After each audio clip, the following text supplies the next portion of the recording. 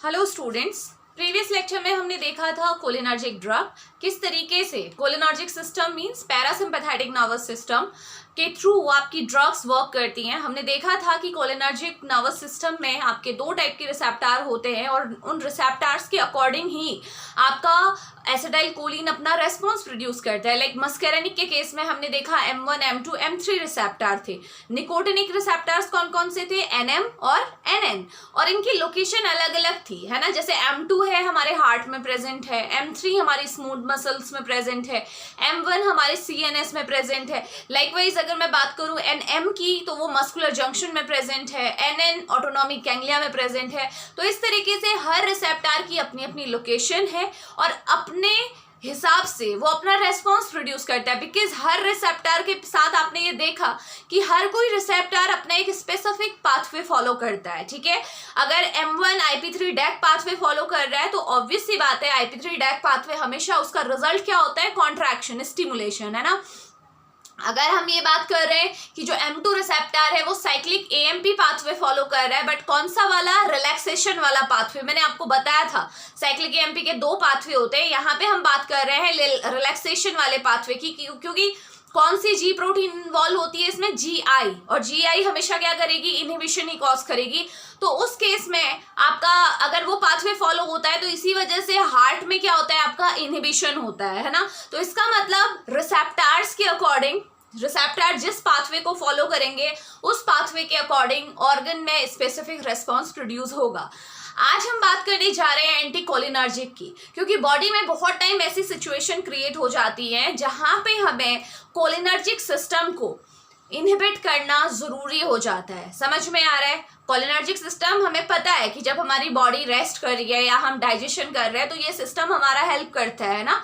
But कभी कभी हमारी बॉडी में कुछ ऐसी एडवर्स सिचुएशन हो जाती है, सपोज कुछ ऐसी डिजीज हो गई जिसकी वजह से हमें कोलिनर्जिक सिस्टम को सप्रेस करना पड़ता है। लाइक फॉर एग्जांपल अगर मैं बात करती हूँ, अगर किसी इंसान को पार्किंसन है, पार्किंसन डिजीज सबको पता है क्या होता है। पार्किंसन डिजीज में न्यूरो डिजेनरेटिव डिसऑर्डर है, हमारे बेसल गैंग्लिया में जो न्यूरॉन्स होते हैं वो धीरे धीरे डीजनरेट होने लगते हैं, है ना, ड्यू टू एक्साइटोटॉक्सिटी या फिर हमारा हो सकता है ऑक्सीडेटिव स्ट्रेस। उसके रीजन अलग अलग होते हैं, वो बाद में हम देखेंगे। तो अगर किसी इंसान को पार्किंसन है, ठीक है, तो आपको पता होना चाहिए पार्किंसन की पैथोफिजियोलॉजी अगर आपको पता हो तो पार्किंसन में दो आपके न्यूरोट्रांसमीटर होते हैं जो इन्वॉल्व होते हैं majorly, dopamine and acetyl choline. Dopamine का लेवल तो कम होता है लेकिन एसिटाइल कोलिन का लेवल ज्यादा होता है। अब मुझे आप ये बताइए कि अगर आपके सामने कोई पार्किंसन का पेशेंट है तो क्या आप चाहोगे उसके बॉडी में कोलिनर्जिक सिस्टम एक्टिवेटेड रहे? हाँ, नहीं ना, क्योंकि आपको पता है कि उसकी बॉडी में ऑलरेडी एसिटाइल कोलिन का लेवल बहुत ज्यादा है। डोपामीन का कम है बट एसिटाइल कोलिन का बहुत ज्यादा है। तो जब भी आप ऐसे इंसान का सिम्टोमेटिक आप ट्रीटमेंट करोगे तो आपका मेजर एम क्या होगा? डोपामीन के लेवल को तो आपको बढ़ाना है और एसिटाइल कोलिन के लेवल को कम करना है। तो इस केस में आपको क्या करना पड़ेगा? आप कौन सी ड्रग दोगे? Anti cholinergic. समझ में आ रहा है? यानी कि कोई ऐसी सिचुएशन बॉडी में क्रिएट हो गई है जहां पे एसिटाइल कोलिन के लेवल को कम करना हमारी नेसेसिटी बन जाती है, ठीक है। नॉर्मली हम ये बात नहीं करते जब हम बीमारी के केस में बात कर रहे हैं। सपोज किसी इंसान का कोई भी ऑपरेशन होने वाला है, ठीक है, सर्जरी होने वाली है। आप जानते हो कि सर्जरी से पहले बहुत ज़्यादा इंपॉर्टेंट होता है कि बॉडी के सिक्रीशंस आपके कम हो, क्योंकि अगर बॉडी में सिक्रीशंस बहुत ज़्यादा होगा, सलाइवेशन हो रहा है, गैस्ट्रिक एसिड बन रहा है, तो उससे ऑपरेशन करते हुए दिक्कत आती है, ठीक है। तो आप ध्यान रखिए कि जब भी क्या होता है, अगर आपने देखा हो प्री एनास्थेटिक मेडिकेशन, एनास्थीसिया से जब इंसान को सर्जरी के लिए ले जाया जाता है उससे पहले जब उसे एनास्थेटिक दिया जाता है ताकि वो बेहोश हो जाए, उसे पता न लगे, ऑब्वियसली उसके सेंसेस न काम करे, तो उस टाइम पे एट्रोपिन भी दिया जाता है। क्यों एट्रोपिन दे रहे हैं? क्योंकि एट्रोपिन क्या करेगा? जो बॉडी में सिक्रीशंस है उनको क्या कर देगा? कम कर देगा। तो ये बहुत इंपॉर्टेंट है, ठीक है। तो आपको ध्यान में रखना है कि हमारा जो बॉडी में किसी भी वजह से बहुत सारी सिचुएशन ऐसी हो सकती हैं जहां पे हमें एसिटाइल कोलिन के लेवल को कम करना पड़े, क्योंकि एसिटाइल कोलिन हमें पता है ना सिक्रीशंस को बढ़ाता है। एट्रोपिन दे दोगे तो क्या होगा? सिक्रीशंस कम हो जाएंगे, तो दिक्कत नहीं आएगी ना सर्जरी के टाइम पे भी, और जो मेडिसिन दी है उसका इफेक्ट भी प्रोलॉन्ग रहेगा। तो इस तरीके से आप अलग अलग जगह पे हमें हम एंटीकोलिनर्जिक को यूटिलाइज करते हैं। तो वन बाय वन वो सारी चीजें हम डिस्कस करेंगे। तो पहली बात, मैंने कोलिनर्जिक ड्रग आपको पूरा बताया है, कोलिनर्जिक के इफेक्ट मैंने आपको बताया है कि हर बॉडी के किस पार्ट पे कोलिनर्जिक सिस्टम की वजह से क्या इफेक्ट आता है। तो हम क्या करते हैं कि हम इफेक्ट भी लिखेंगे, ठीक है, जस्ट अपोजिट इफेक्ट होगा, समझ में आ रहा है। कोलिनर्जिक सिस्टम जो भी इफेक्ट प्रोड्यूस करता था, एंटीकोलिनर्जिक क्या करेंगे, उसे ब्लॉक कर देंगे। अब यहाँ पे बात क्या आती है कि जो कोलिनर्जिक सिस्टम में आपने देखा कि दो टाइप के रिसेप्टर थे, मस्कैरिनिक एंड निकोटिनिक, ठीक है। तो एंटीकोलिनर्जिक ड्रग जनरली हम इन्हें क्या बोलते हैं, आपकी ये मस्कैरिनिक रिसेप्टर पे काम करती है, यानी कि M1, M2 और M3 की वजह से जो भी रेस्पॉन्स आ रहे थे एंटीकोलिनर्जिक ड्रग, उनको क्या करेगी, आपका क्या कर देगी, खत्म कर देगी। निकोटिनिक रिसेप्टर के थ्रू जो रेस्पॉन्स आ रहे थे उस पर इसका कोई ज्यादा असर नहीं होगा, ध्यान रखेंगे इस बात को। निकोटिनिक के लिए हमारे पास अलग क्लास रिसेप्टर है। अगर आपको मस्कैरिनिक के एंटागनिस्ट देखने हैं तो वो एंटीकोलिनर्जिक है। अगर निकोटिनिक के एंटागनिस्ट की मैं बात करूं तो NM का एंटागनिस्ट क्या होता है, आपका न्यूरोमस्कुलर ब्लॉकिंग एजेंट, जो हम ऑलरेडी कर चुके हैं। और NN के ब्लॉकर क्या होते हैं, आपके गैंग्लियोनिक ब्लॉकर, जो हम नेक्स्ट क्लास में करेंगे, ठीक है। तो अभी हम बात कर रहे हैं एंटीकोलिनर्जिक। तो दिमाग में क्या रखना है, एंटीकोलिनर्जिक जो ड्रग है हमारी, जो भी क्लासिफिकेशन में आप पढ़ने जाएंगे, वो सारी की सारी केवल कौन से रेस्पॉन्स को खत्म करेगी, मस्कैरिनिक रेस्पॉन्स को। तो क्विकली हम क्या करते हैं, सबसे पहले रेस्पॉन्स देख लेते हैं। तो कोलिनर्जिक के रेस्पॉन्स आपको याद होने चाहिए, वो याद है तो जस्ट उसका उल्टा यहाँ पे हम लिखने वाले हैं। तो स्टार्ट करते हैं, मैं सेंटर में ही से करने जा रही हूँ। तो चलिए, सबसे पहले मैं बात करूंगी M1 की, ठीक है। M1 की वजह से क्या होता था, मैं मेजर वही रेस्पॉन्स लिख रही हूँ जो हमारे क्लासिफिकेशन से रेलेवेंट है या जिनका कोई मेडिसिनल इंपॉर्टेंस है, ठीक है। तो सबसे पहले मैं बात करूंगी M1 की वजह से क्या हो रहा था। अगर आपको ध्यान हो, M1 रिसेप्टर कहाँ पे प्रेजेंट थे, हमारे सेंट्रल नर्वस सिस्टम में प्रेजेंट थे, ठीक है। सेंट्रल नर्वस सिस्टम में क्या करते थे, M1 रिसेप्टर के थ्रू क्या होता था, एक्साइटेशन, क्योंकि IP3 डैक पाथवे था ना, एक्साइटेशन होता था। तो अब मुझे ये बताइए कि एंटीकोलिनर्जिक के केस में मैं क्या लिखूं, यहाँ पे क्या होगा, M1 के थ्रू क्या होगा, एंटीकोलिनर्जिक की वजह से क्या लिखे, इनहिबिशन। जस्ट उल्टा कर देना बेटा, मैं एंटीकोलिनर्जिक के इफेक्ट ये मेंशन कर रही हूँ, इनहिबिशन होगा, ठीक है, क्योंकि वहां पे क्या होता है, एक्साइटेशन होता है। और एक और बात ध्यान रखिएगा, अगर जनरली अगर हम सेंट्रल नर्वस सिस्टम की बात करते हैं तो एट्रोपिन तो आपका ज्यादा BBB को क्रॉस कर नहीं पाता, बट इसके जो कंजेनर हैं, जैसे हायोसिन है, ठीक है, प्लांट से ही मिलता है, ये आपका एट्रोपा बेलाडोना का प्लांट होता है, उसी में ये प्रेजेंट होता है, सोलेनेसी फैमिली का, इसी से हमें हायोसिन मिलता है। तो वो आपका आसानी से क्रॉस कर जाता है। तो हमेशा ध्यान रखिएगा, अल्टीमेटली मैंने इनहिबिशन लिखा है तो इसका मतलब ये नहीं है, शुरुआत में क्या होता है, एक्साइटेशन होता है which will be followed by inhibition. तो फाइनल इफेक्ट तो इनहिबिशन ही आया ना। तो कंफ्यूज नहीं होना, अगर कहीं पे आपको मिल रहा है कि एक्साइटेशन लिखा हुआ है तो हमेशा ध्यान रखिएगा एक्साइटेशन फॉलोड बाय इनहिबिशन, ठीक हो गया। तो सबसे पहला आया हमारा इनहिबिशन, कहाँ पे होता है इनहिबिशन, सेंट्रल नर्वस सिस्टम में, ठीक है। इसके बाद आप ध्यान रखिएगा और कौन कौन से इफेक्ट यहाँ पे प्रोड्यूस होंगे ड्यू टू M1, मैं वन बाय वन उन्हीं को मेंशन कर रही हूँ, ठीक है। इसकी वजह से क्या होगा, it will reduce rigidity and trimmer associated with Parkinson disease, okay. जो आपके पार्किंसन डिजीज में आपको पता है, पार्किंसन अगर किसी को हो जाता है तो उसका साइन क्या है, कैसे पहचानोगे, तो बॉडी में बहुत रिजिडिटी आ जाती है और झटके लगने लगते हैं। रिजिडिटी मतलब अगर आप चल रहे हैं, चलते चलते आप चेयर में बैठने जा रहे हैं तो बीच में ही आप क्या हो जाएंगे, फ्रीज हो जाएंगे। चलते चलते आप कहीं पे भी फ्रीज हो गए, ये इसको बोलते हैं रिजिडिटी, जब बॉडी बिल्कुल रिजिड हो जाती है, मूव नहीं कर पाती है, तो ये पार्किंसन का सिम्टम है। तो आप ध्यान रखिएगा, अगर आप M1 रिसेप्टर को ब्लॉक करते हैं, क्योंकि M1 क्या करता है आपका, जनरली हमने बोला था जो एसिटाइल कोलिन है वो एक्साइटेशन करता है, इसलिए बॉडी में मूवमेंट रहते हैं। लेकिन अगर आप एंटी कोलिनर्जिक दोगे तो वो रिस्पॉन्स हट जाएगा। तो इसकी वजह से क्या होगा, आप कह सकते हो कि बॉडी में जो भी आपकी रिजिडिटी, ट्रीमर, अब यहाँ पे देखो डिजीज एसोसिएटेड है, रिजिडिटी और ट्रीमर किसकी वजह से हो रहा है, पार्किंसन, क्योंकि पार्किंसन के केस में एसिटाइलकोलिन का लेवल ज्यादा है। तो एंटीकोलिनर्जिक ड्रग दोगे तो क्या होगा, एसिटाइलकोलिन का लेवल कम हो जाएगा और रिजिडिटी ट्रीमर क्या हो जाएगा, आपका ठीक हो जाएगा, ठीक है।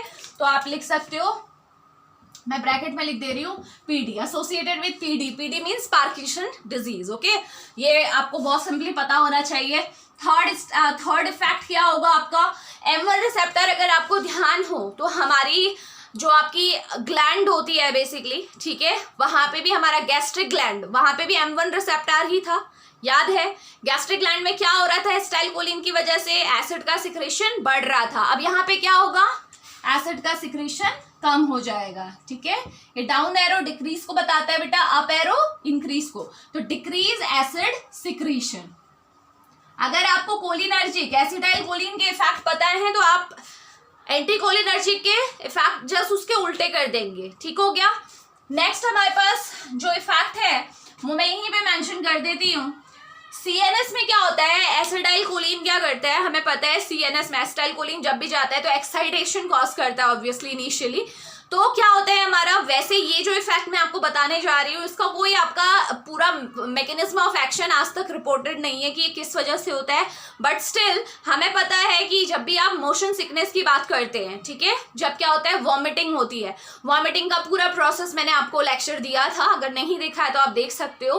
तो उसमें हमने क्या देखा था कि हमारा जो वेस्टिबुल एपरेटस है, ठीक है, वेस्टिबुल एपरेटस जो आपका एयर से कनेक्टेड होता है जनरली, जब हमारा एयर फ्लूइड ऑसिलेट करता है तो उस ऑसिलेशन की वजह से क्या होता है, वेस्टिबुल एपरेटस एक्टिवेट होता है, और जैसे ही वो एक्टिवेट होता है तो वो क्या करता है, एनटीएस न्यूक्लियस ट्रैक्टस सॉलिटेरियस के कांटेक्ट में आता है, जिसकी वजह से वॉमिटिंग होती है। तो मैं ओवरऑल हम एक सिंपल वे में बोल सकते हैं कि हमारा एसिटाइलकोलिन की वजह से क्या हो सकता है, वॉमिटिंग हो सकती है, ठीक है।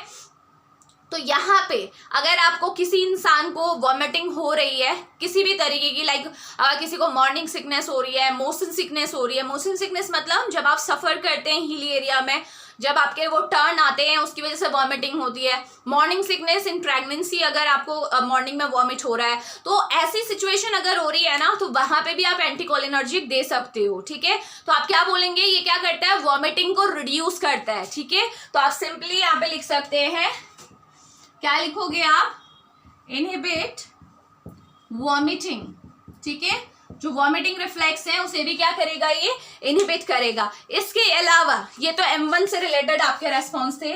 नाउ बात करेंगे M2 से रिलेटेड रेस्पॉन्स की। M2 रिसेप्टर, चलिए बताइए M2 कहाँ पे प्रेजेंट होता है, M2 कहाँ पे होता है, मेजर लोकेशन क्या है, हार्ट, है ना।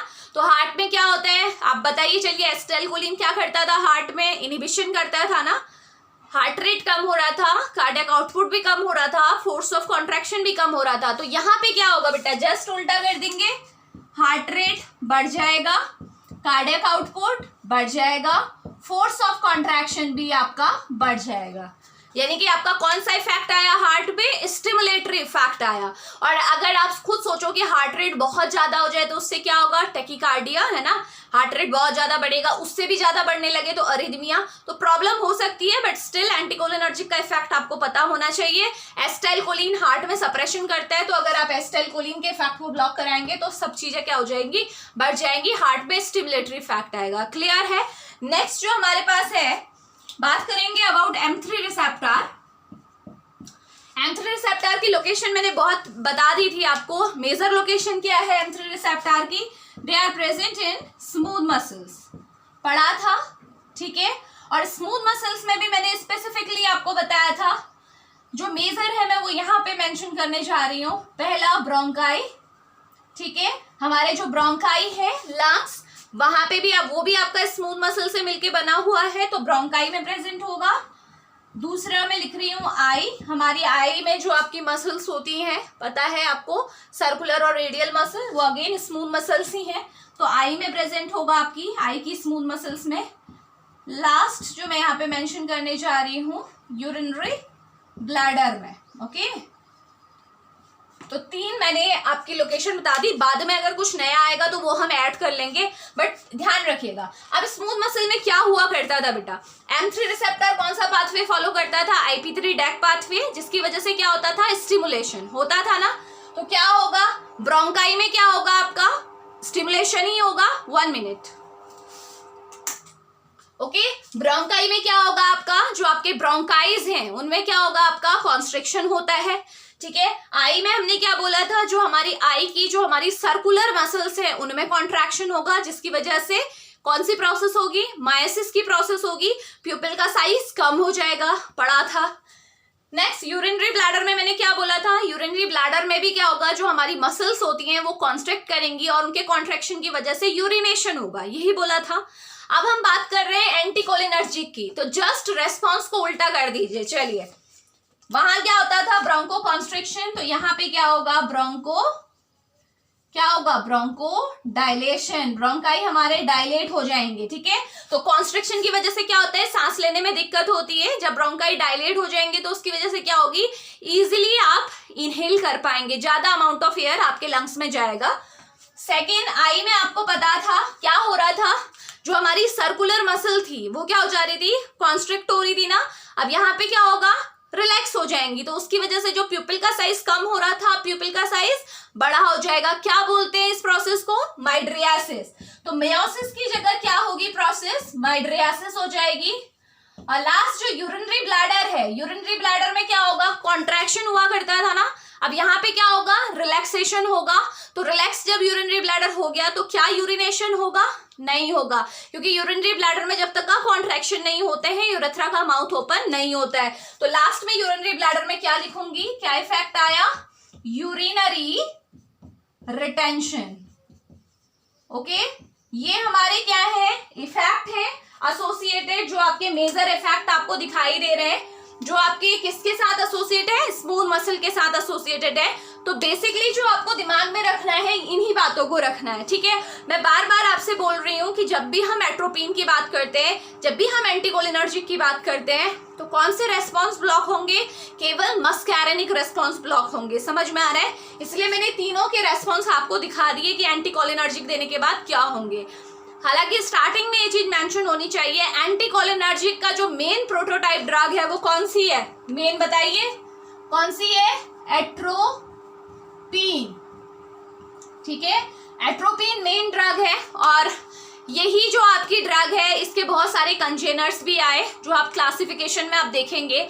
नेचुरल में कौन सा आता है आपका, एट्रोपिन हो गया, हायोसियामीन हो गया, आपका स्कोपोलामीन हो गया, ये सारे कंजेनर हैं। ठीक है, सारे के सारे एंटीकोलिनर्जिक रिस्पॉन्स ही प्रोड्यूस करेंगे, बट इनमें अंतर क्या है, डिफरेंस क्या है, ध्यान रखिएगा। अगर आपको केमिस्ट्री का आइडिया है तो आपको पता होना चाहिए कि हमारे जो स्टीरियो आइसोमर आपने पढ़ा हो, तो हमारे पास क्या होते हैं, डी आइसोमर और एल आइसोमर्स, यानी कि ऐसे आइसोमर, ऐसा कंपाउंड जो कि प्लेन पोलराइज लाइट को राइट डायरेक्शन में रोटेट कराएगा, उन्हें क्या बोलते हैं हम, डेक्स्ट्रो रोटेटरी।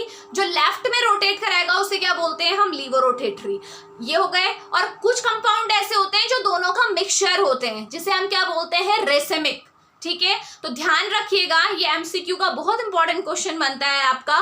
जो एट्रोपिन है ये क्या है, रेसिमिक है। रेसिमिक मतलब डेक्स्ट्रो और लीवो आइसोमर का कॉम्बिनेशन है, याद रहेगा।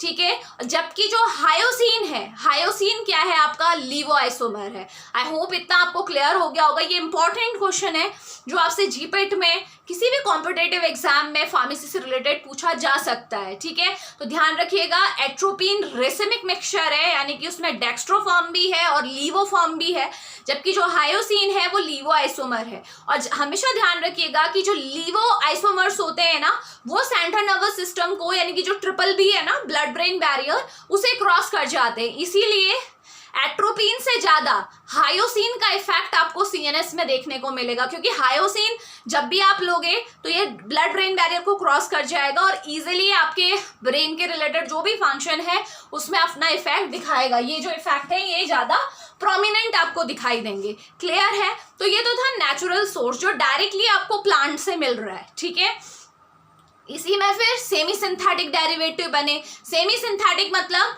कुछ उसमें आपका मॉडिफिकेशन किया गया, कुछ फंक्शनल ग्रुप ऐड कर दिए गए, जिसके बाद जैसे एट्रोपिन था, एट्रोपिन में कुछ कंपाउंड ऐड हुआ और बन गया होमेट्रोपिन। ठीक है, हायोसिन था, हायोसिन में भी आपका क्या कर लिया आपने, कुछ आपने ऐड कर लिया और दूसरा कंपाउंड बना दिया। तो लाइकवाइज आपके क्या हुए, कुछ आपने बाहर से सिंथेटिक कंपाउंड ऐड किए, नेचुरल में ही ऐड किया और सेमी सिंथेटिक डेरिवेटिव बने। ठीक है, जिसमें मैं यहाँ पे एक मेंशन कर देती हूँ सो दैट देखो अब मैं क्लासिफिकेशन पढ़ना, क्लासिफिकेशन आप आराम से पढ़ सकते हो, बुक में आपको क्लासिफिकेशन मिल जाएगा, बट मैं आपको शॉर्ट वे में आपको कैसे याद करना है ड्रग को वो मैं बताने जा रही हूँ कि आप इसके थ्रू आप बनाइए, उसके बाद आप डायरेक्टली एरो के थ्रू आप बताइए कि कौन सी ड्रग कौन से मैकेनिज्म पे काम करेगी। चलिए स्टार्ट करते हैं।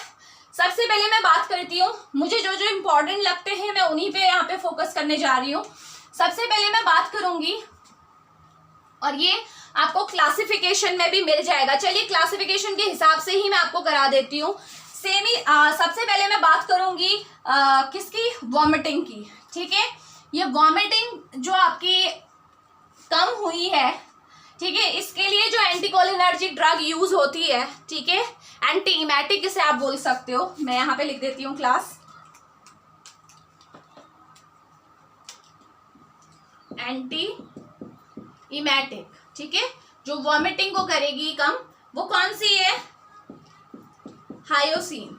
ठीक है, हायोसिन आप एग्जांपल में दे सकते हैं। हायोसिन क्या करेगी, ये वाला रेस्पॉन्स प्रोड्यूस करेगी। अगर किसी को वॉमिटिंग हो रही है, ठीक है, तो वो अगर एंटीकोलिनर्जिक ड्रग लेना चाह रहा है वॉमिटिंग को कम करने के लिए, तो कौन सी ड्रग आपकी प्रेफर करनी चाहिए, आपकी हायोसिन। तो एंटीइमेटिक कौन सी है, हायोसिन है।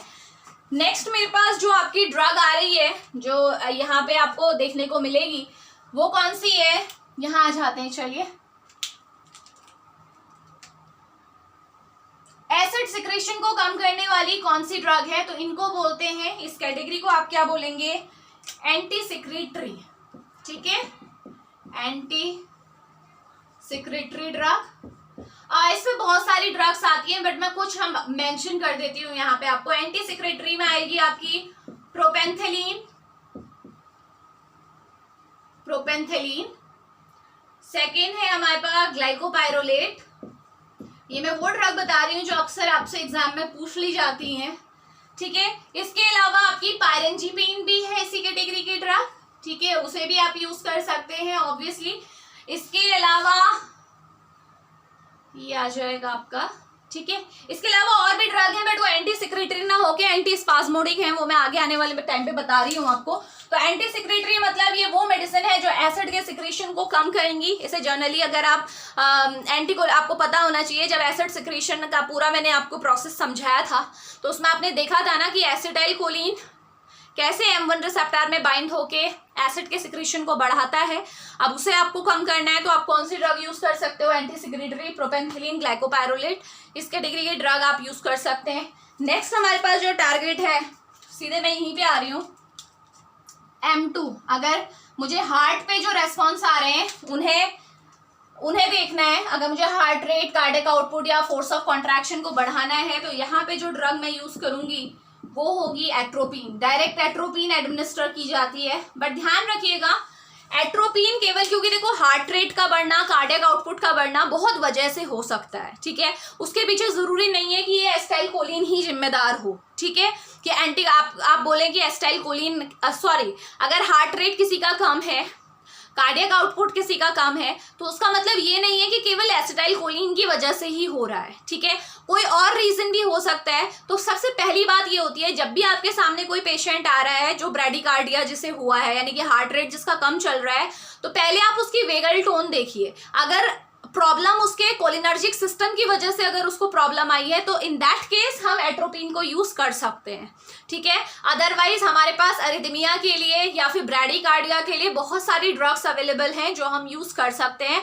तो सबसे इंपॉर्टेंट बात ये होती है कि अगर जो प्रॉब्लम है वो एसिटाइल कोलिन की वजह से ही हुई है, तब जाके हम एट्रोपिन लेंगे। तो आप ध्यान रखिएगा, हार्ट पे जो इफेक्ट है उसके लिए जो ड्रग यूज होगी वो क्या होगी, एट्रोपिन। ये सारी एंटीकोलिनर्जिक ड्रग हम 1 बाय 1 देख रहे हैं। ठीक है, नेक्स्ट स्टेप जो आएगा, अब मैं बात कर रही हूँ ब्रोंकाई पे आ गई मैं। ठीक है, ब्रोंकाई में आप जो ब्रोंकोडायलेशन है, ठीक है, इसके लिए कौन सी ड्रग यूज होती है, एंटीकोलिनर्जिक होती है नो डाउट, इसीलिए हमने ये सारे फैक्ट लिखे हैं। बट कौन सी एंटीकोलिनर्जिक है जो ब्रोंकोडायलेशन करती है? ठीक है, लिखते हैं। चलिए,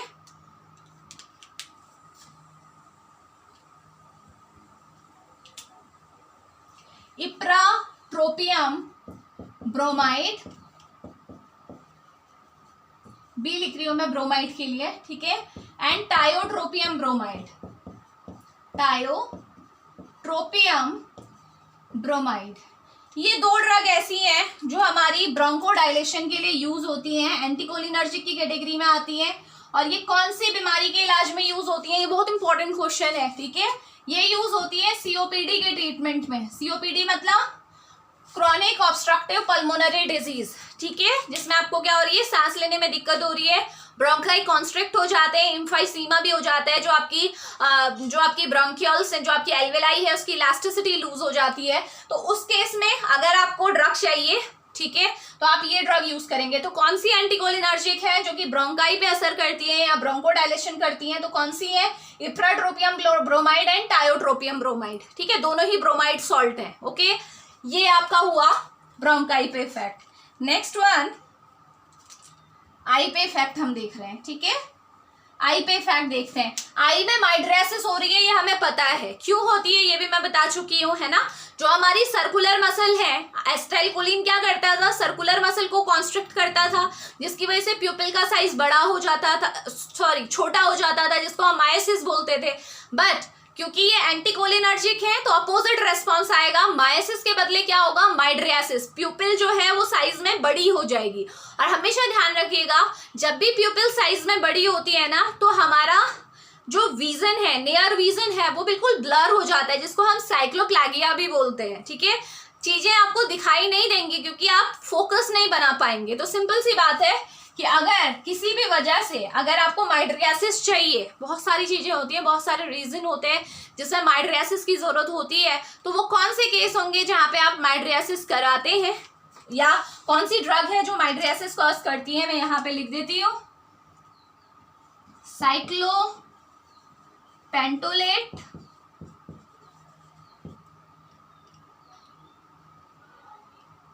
ठीक है, साइक्लोपेंटोलेट, बस एक हम मेंशन कर देते हैं। अदरवाइज इसमें एक और ड्रग है, वो अभी मेरे दिमाग से जा रही है, यस, विच इज ट्रोपिकामाइड, ठीक है, cyclopentolate and tropicamide.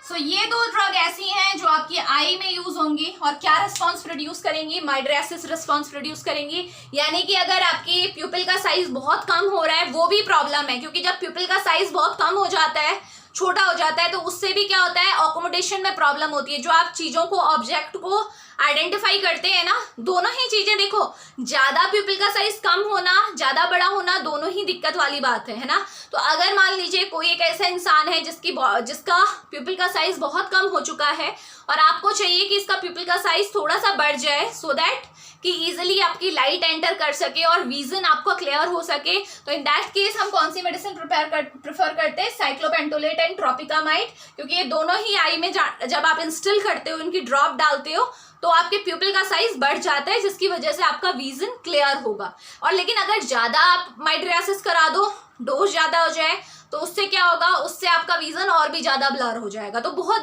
Balance maintain करना बहुत ज्यादा जरूरी है। इसीलिए हमेशा जब भी मेडिसिन दी जाती है, ऑब्वियसली डिजीज कंडीशन में ही दिया जाएगा। ऐसा नहीं है कि भाई किसी की आई का, जिसका प्यूपिल का साइज पहले से ही नॉर्मल है, तो आप उसमें माइड्रियासिस क्यों करवाएंगे, उससे तो आप उसकी आईज में और ज्यादा आप प्रॉब्लम लाने वाले हो। तो ये माइड्रियासिस तभी कराई जाएगी जब किसी इंसान का प्यूपिल का साइज जरूरत से कम होगा, ठीक है। तो ये बात आप ध्यान में रखेंगे। तो ये दो मेडिसिन आ जाएंगी आपकी किस केस में, माइड्रियाटिक मेडिसिन की केस में आ जाएंगी। अलग से आपको क्लासिफिकेशन में ये कैटेगरी मिल जाएंगी जो मैं करा रही हूँ आपको, ठीक है। नेक्स्ट हमारे पास क्या है, लास्ट जो है हमारा वो है यूरिनरी ब्लैडर। अब हम देखेंगे कि यूरिनरी ब्लैडर में कैसे असर आ रहा है, ठीक है। तो यहाँ पे है, तो मैं चाहूंगी मैं यहाँ से साइक्लोपेंटोलेट वाले को यहाँ से हटा देती हूँ। अब देखिए यूरिनरी ब्लैडर में क्या होता था, अगर आपको ध्यान हो, एसिटाइलकोलिन की वजह से यूरिनरी ब्लैडर में क्या होता था, कॉन्ट्रैक्शन होता था और यूरिनेशन होता था, ठीक है। अब आपको एक सिचुएशन ऐसी है, मान लीजिए एक पेशेंट आपके पास आया जिसको क्या हो रहा है, आपका बहुत फ्रीक्वेंट यूरिनेशन हो रहा है, बार बार उसे यूरिन के लिए जाना पड़ रहा है। तो इन दैट केस आपकी प्रायोरिटी क्या होगी कि उसका यूरिनरी जो यूरिनेशन हो रहा है उसे रोका जाए, यूरिनरी रिटेंशन कराया जाए। तो उस यूरिनरी रिटेंशन के लिए आपको क्या करना पड़ेगा, देखिए यूरिनरी ब्लैडर पे हम काम करते हैं, ठीक है, यूरिनरी रिटेंशन हमें कराना है। तो इसके लिए हमारी कुछ स्पेशल कैटेगरी और ड्रग यूज होती है, जिनको हम क्या बोलते हैं, vesico selective drugs. Okay, now ये वेसिको सिलेक्टिव ड्रग कौन सी है? वेसिको सिलेक्टिव ड्रग्स वो ड्रग हैं जो स्पेशली यूरिनरी ब्लैडर पे काम करती है। अदरवाइज आप और स्मूथ मसल्स को भी इंक्लूड कर सकते हो, बट वेसिको सिलेक्टिव में जो ड्रग आएंगी वो स्पेसिफिकली आपके यूरिनरी ब्लैडर पे काम करेंगी। आप जानते थे कि एसिटाइल कोलिन की वजह से ब्लैडर में कॉन्ट्रैक्शन होता था, जिसकी वजह से यूरिनेशन होता था। अब आप एंटीकोलिनर्जिक दोगे तो उसकी वजह से क्या होगा? रिलैक्सेशन हो जाएगा और यूरिनेशन नहीं होगा। तो बहुत सिंपली हम यहाँ पे देखते हैं वेसिको सिलेक्टिव के केस में क्या क्या कौन कौन सी ड्रग आती हैं। तो चलिए स्टार्ट करते हैं। ऑक्सी ब्यूटाइनिन, फ्लावोक्सेट, ओके, ऑक्सी ब्यूटाइनिन आ गया, फ्लावोक्सेट आ गया, ठीक है। इसके अलावा भी आपकी मेडिसिन यूज होती है इसमें, जिसे मैं यहाँ पे स्पेसिफिकली मेंशन कर देती हूँ, लाइक ड्रोटावेरिन। ड्रोटावेरिन की ये खासियत है कि ये आपकी नॉन कोलिनर्जिक ड्रग है, ठीक है। अगर आप इसकी मॉइटी देखोगे तो इसमें एसिटाइल कोलिन नहीं है, नॉन कोलिनर्जिक है, बट स्टिल ये आपकी यूज होती है आपकी यूरिनरी ब्लैडर को रिलैक्स करवाने के लिए, ताकि यूरिनेशन ना हो, ठीक है। तो ये कुछ ड्रग है जो आपकी थर्ड कैटेगरी वेसिको सिलेक्टिव की ड्रग कैटेगरी में आएगी, ठीक है। इसके अलावा देखती हूँ मैं अगर कोई हमारा छूट रहा है तो उसे भी हम यहाँ पे कंप्लीट कर लेंगे। No, everything has been covered. So last जो मैं आपको बताना चाहती हूँ वो यही है कि ये जो हमने जितनी भी ड्रग्स पढ़ी अभी तक, ठीक है, स्पेसिफिकली हमने देखा कि हर जगह M1 रिसेप्टर पे कौन कौन सी मेडिसिन काम कर रही है, M2 पे कौन सी कर रही है, M3 पे कौन सी काम कर रही है, ठीक है, क्या इफेक्ट आएंगे वो हम देख चुके हैं। बट कुछ दूसरी कैटेगरी की ड्रग भी ऐसी हैं जिनका एंटीकोलिनर्जिक इफेक्ट है, ठीक है। हालांकि वो इस कैटेगरी से बिलोंग नहीं करती हैं, दूसरी कैटेगरी से बिलोंग करती हैं, लेकिन फिर भी उनके अंदर एंटीकोलिनर्जिक प्रॉपर्टी है। तो वो कौन कौन सी ड्रग हैं? एंटी डिप्रेसेंट, ठीक है, ट्राईसाइक्लिक एंटी डिप्रेसेंट आपने पढ़ा है, इमिप्रामीन है ना, डेसिप्रामीन, ये इनमें होती है एंटीकोलिनर्जिक टेंडेंसी।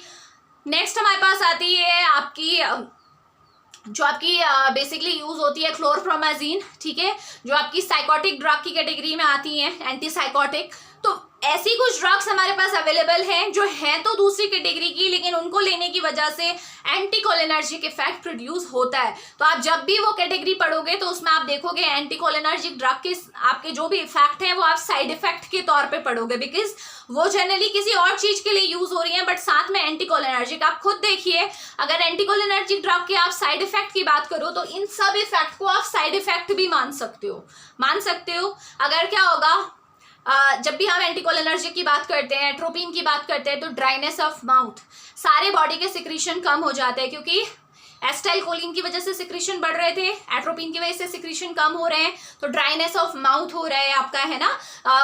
और भी आपके बहुत सारे हैं, जैसे अगर मैं बात करूं हार्ट रेट का बढ़ जाना, ये भी एक साइड इफेक्ट है ना।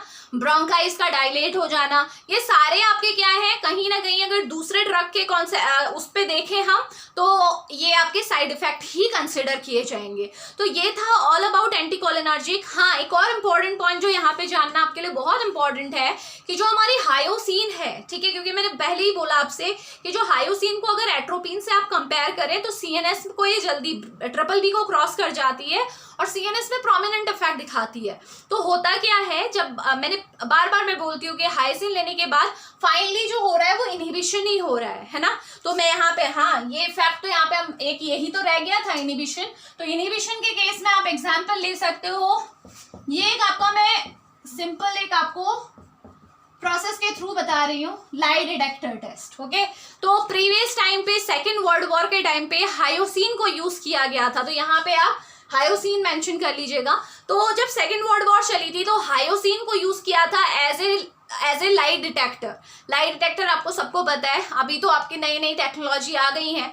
उस टाइम पे क्या होता था, हायोसिन की प्रॉपर्टी है, देखो हायोसिन जब भी आप दोगे तो उसकी वजह से क्या होता है, इनहिबिशंस हो जाते हैं। मैंने लिखा है इनहिबिशन, ठीक है, आपका जो CNS है वो इनहिबिट हो जाता है, एकदम से इंसान जो है वो सिडेशन वाली, हेलुसिनेशन वाली स्टेज में आ जाता है। तो उस टाइम पे इंसान जब ऐसी स्टेज में होता है तो जो बोलेगा ना वो सच ही बोलेगा, क्योंकि उस टाइम पे उसका दिमाग मैनिपुलेशन नहीं कर रहा होता है।